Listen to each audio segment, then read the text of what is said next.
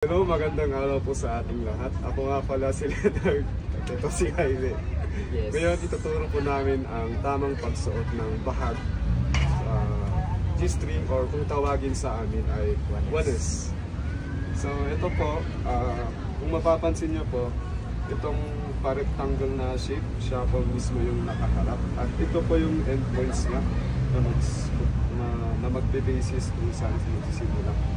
So, dun po, una, ihaharap po siya, ipagpesto, tsaka po siya ipapasok dito, balikod, hanggang dyan.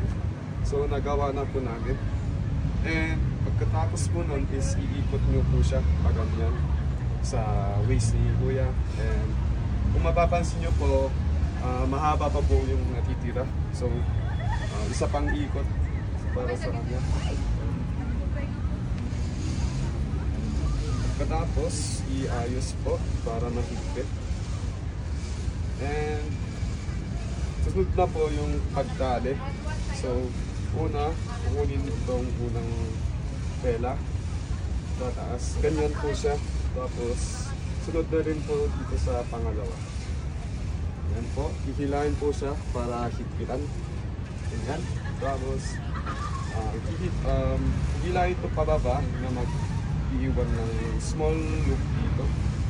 Tapos dyan po.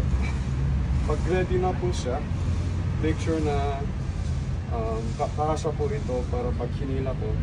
Tapos hilahin pa ganun, maglalak po siya. Ganyan po. Tapos hilahin pa loob. Tsaka iayos po ito na pag ganyan din po. Ito po yung senyales niya. Tapos hihilain, tapos maglalak po. Ito po yung isang paraan. Ay, meron pa po yung alternative na paraan nila na pagsuot ng iba. So, yung susunod, sige ka po.